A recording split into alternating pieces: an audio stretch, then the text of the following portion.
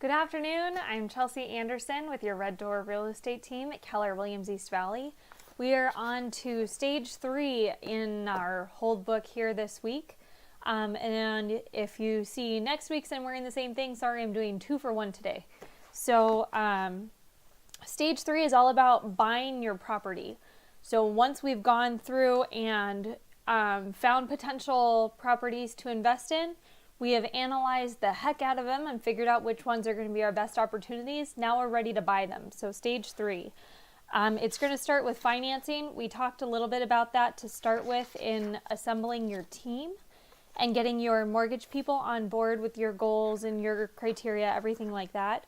So this is the part where you actually dive in, knowing the property and choosing what type of financing that you're going to be going for. So they break it down for us into 3 different types. So conventional financing, which is what we generally see on most deals, private financing, and then creative. And so conventional stuff is going to be either through a banker or a broker, a mortgage banker or a mortgage broker. Knowing both is probably a good thing for any investor. Is having your go-to mortgage banker and a go-to mortgage broker, because some of this stuff you might need to get a little bit more creative with while still being inside of that conventional loan program. So we're going to talk about a lot of this stuff as we already have a property that we live in and we're investing in another one outside of our primary residence. So secondary properties, which would be conventional loans only. There's 2 types of conventional loans, conforming and non-conforming. One fits more into the box that everybody likes on the resale side on the back end of loans, and one doesn't. And so there's some pros and cons to both of that. Some of the criteria might be the number of properties that you already own, if you have previous landlord experience, what your cash reserves are, do you have 3 or 6 months set aside, that type of stuff. The other part of conventional financing is if you're looking at investing long term and your goal is to buy a house, live in it, and then move on and buy another house to live in, you can look at owner-occupied financing, in which case you would be able to use like an FHA loan for 3.5% down, or some of the smaller down payment loan options that are out there. So if you do that, no loan fraud, you have to move into it. There's my disclaimer. The private side of this stuff is like if you have an owner finance deal, or if you're looking for a team of investors to help back you on the loan side of things, or if you want to make an investor pool or a syndicate, then be very careful on how that is structured and get some attorneys to look over the different agreements that you have in place. Make sure everybody is very clear on what their money coming in is, what their money going out is, and how much of an ownership piece, if any, that you're giving them. So those details are going to be very, very, very important if you're lining up a partnership or an LLC or something like that to go forth and buy these properties. The other side of things is getting a little bit creative. So we don't see a lot of this in our market right now. It's moving too fast for sellers to be looking at some of these more creative options when they can sell it either outright or, rent it themselves. So one thing would be like a wrap, where the seller gives you a loan for the equity that they owe, and then you take over whatever existing loan payments they have. That's one example of a wrap. The other option is like a lease purchase or a lease option to purchase. So a lease purchase means that your money is going towards your purchase. A lease option means that you have a rental agreement and you have the first right of refusal at that point should you choose to buy it. So they're a little bit different. It goes through the ins and outs and the details in the book. So if those are some of the things that you're considering, make sure that you understand how it is structured, what can be negotiated, and what the pros and cons are for those.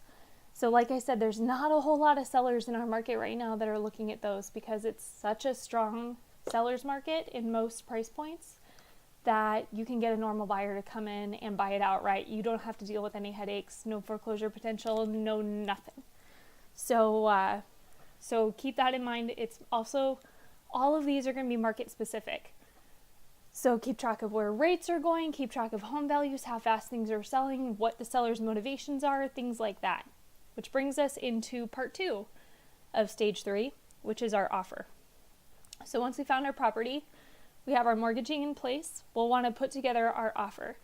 So what that all comes down to is price and terms. So here in Arizona, there are tons of contingencies written into a contract.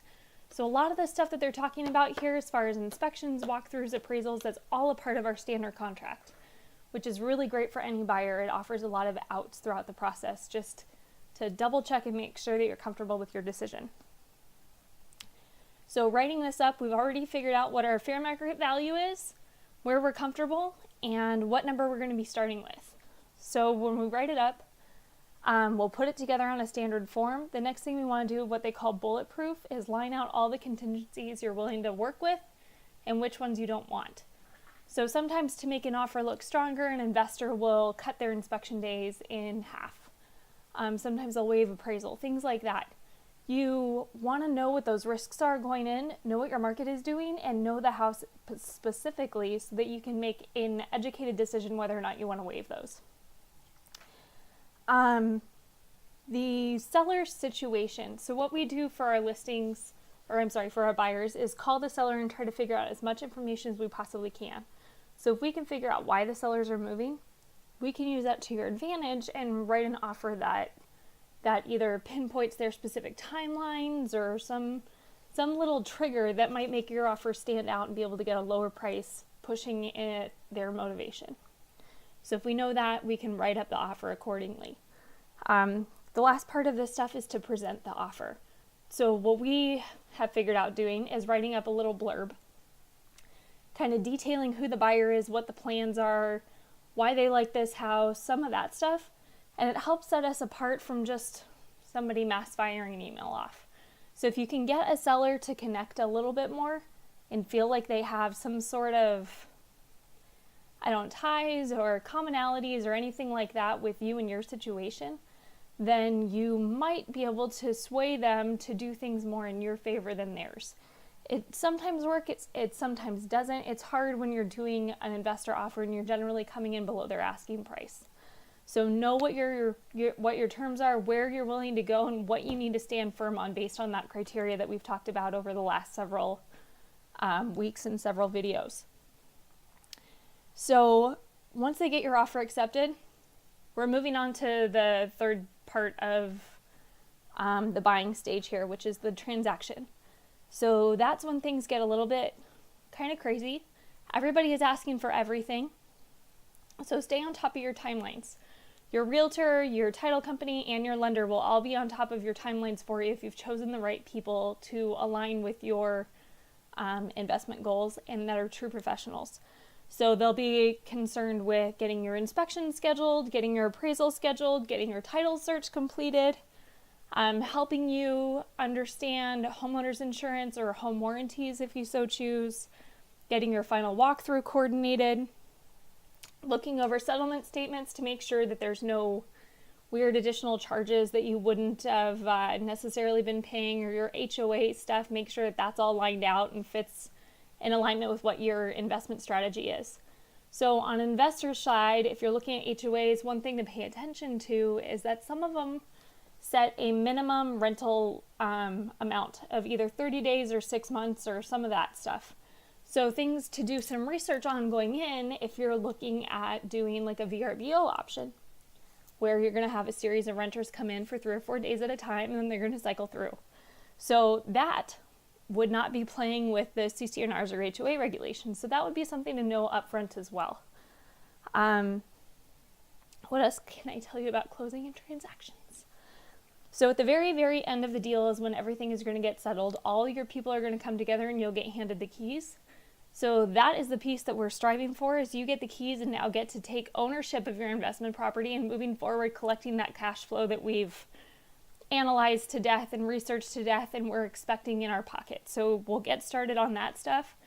I cannot emphasize enough how important it is to have good people on your team, especially going through this buying process. If your lender isn't strong or confident and can get things done, they can create a lot of headaches for everybody else. The title company, same thing. If your agent, can mess things up or isn't a strong negotiator, then your whole analyzed criteria and spreadsheets and everything like that will go straight out the window. So we'd be happy to talk to you about what we can do if you're looking at this stuff and kind of get you squared away.